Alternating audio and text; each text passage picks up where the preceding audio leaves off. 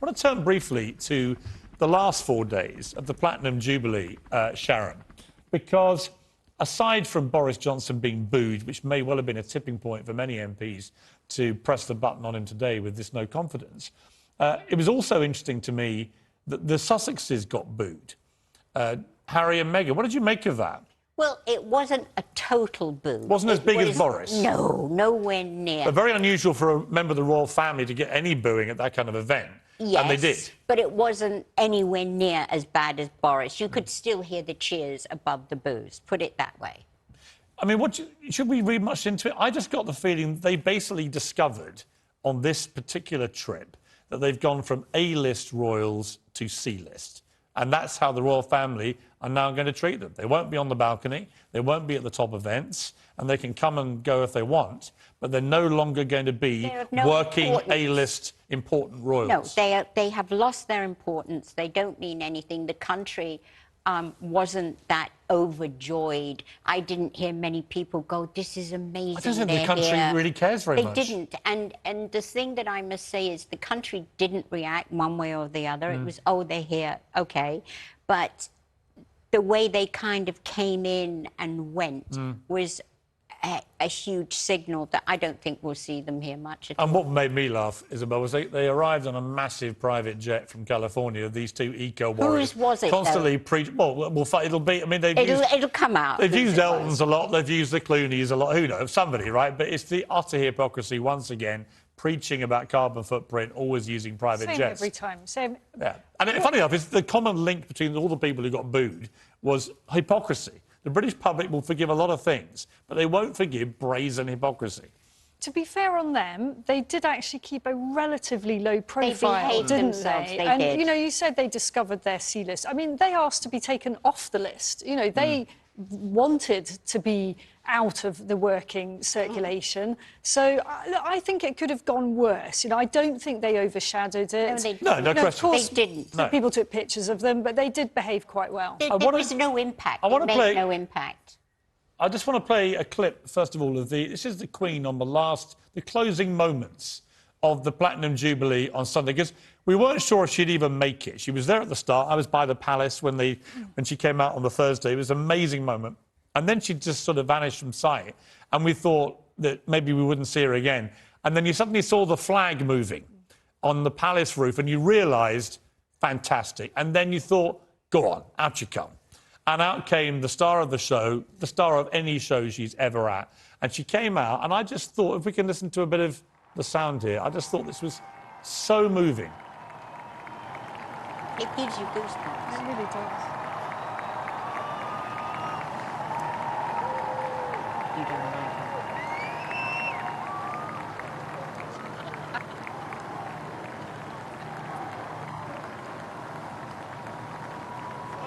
That was a scene, and then, of course, the crowd had burst into God Save the Queen, which was incredibly evocative and emotional, I felt. Isabel, I mean, it's hard to overstate the importance of this Queen to this country or the impact that we're going to have when she's no longer here. Couldn't agree more. I mean, I'm not a massive monarchist, but I found the whole thing weirdly moving.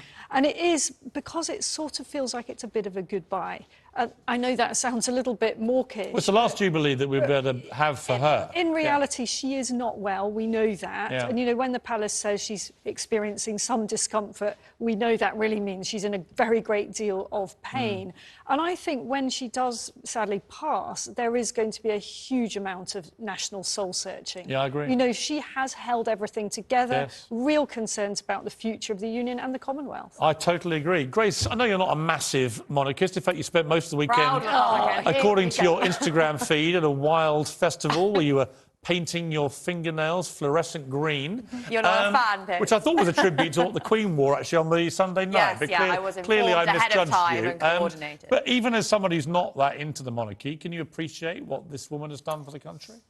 I have basically no opinions about them as people. I don't really follow, you know, the ins and outs of the monarchy. I don't think I should have to follow what goes on within this family, this dynasty that kind of rules our country from behind the scenes. What I do think, though, is that when the Queen does sadly die, we will enter into a national conversation about whether or not this is an institution that we should have as part of our, constitution, as part of the way that our country works. It is very strange that we have a family whose, marriages, weddings, births, dramas, we're all constantly invested in understanding as though they're kind of Kardashians or something, right. and that they're in charge of our politics, of our government. Ultimately, this is our head of state. I think that when the Queen, who everyone, loves and who's been in charge for a very long time, does go, and we have this array of pretty uninspiring potential successors, people are going to start thinking, is this what we really want? Right, but you are missing, in my view, the rising superstar of the royal family, and it's this little guy. He is. Louis.